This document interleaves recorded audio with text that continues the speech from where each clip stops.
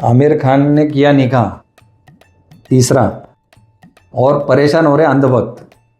यार Aamir Khan, next time तुम चौथा निकाह करोगे ना, इन अंधभक्तों को दावत दो यार। इनकी नाराज़गी बहुत ज़्यादा हो गई है और तुम्हारे कारण सारे मुसलमानों को ये टारगेट करते जा रहे हैं। अब तो ये मेंदड़े ने नया वीडियो लेकर आया, देखो वीडियो क्या है।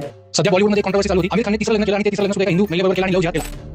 आमिर खानने पहिलं हिंदू बाईचं लग्न केलं, दुसरं हिंदू बाईचं लग्न केलं, तिसरं एका ख्रिश्चन महिलेचं लग्न केलं। आता हिंदू एका ख्रिश्चन एका मुसलमान विषय जाऊ दे, सगळ्यात महत्त्वाचं म्हणजे इस्लाम धर्माच्या कायद्यानुसार एक इस्लामिक मनुष्य हिंदू महिलेशी लग्न करू शकत नाही। ते मी नाही म्हणते, हे इस्लामिक धर्माचा जो कायदा आहे ते म्हणतो। मग याचा नियम काय आहे की पहिलं त्या व्यक्तीचं धर्म परिवर्तन करणं गरजेचं आहे आणि त्याच्यानंतर तो इस्लामिक धर्माप्रमाणे त्या व्यक्तीबरोबर लग्न करू शकतो। पण भारतामध्ये एक कायदा बनवलेला आहे 1954 साली, ज्याचं नाव आहे स्पेशल मॅरेज ऍक्ट। हा कायदा कोणी बनवला? तत्कालीन पंतप्रधान जवाहरलाल नेहरू यांनी बनवला। हा कायदा काय सांगतो की भारतामध्ये कोणत्याही दोन धर्माच्या व्यक्तींची लग्न होऊ शकतात, त्याच्यासाठी कोणत्याही परमिशनची गरज नाही, फक्त 30 दिवसाची नोटीस द्यायची, मॅरेज। या स्पेशल मॅरेज ऍक्टचा फायदा घेऊन अख्ख्या भारतामध्ये लव्ह जिहादला सपोर्ट होतो एका अर्थाने। हे आमिर खानने लव्ह जिहाद केलाय का नाही केलाय, त्याच्या बाबतीत तुमचे मत काय?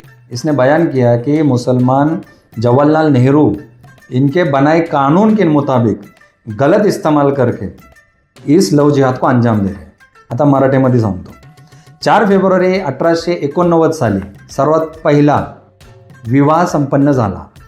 कोणाचा झाला होता माहिती आहे का? ज्योतिराव फुले आणि सावित्रीबाई फुले यांनी एका मुलाला दत्तक घेतलं होतं। काशीबाई जे ब्राह्मण होते आणि विधवा महिला होती, त्यांच्या मुलाला कोणी घेतलं दत्तक? फुले फॅमिलीने, ज्याचं नाव यशवंत होतं।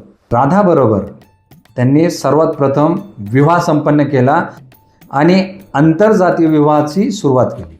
1908 साली बडोद्याचे महाराज सयाजी गायकवाड यांनी देखील या आंतरजातीय विवाहाला मान्यता दिली।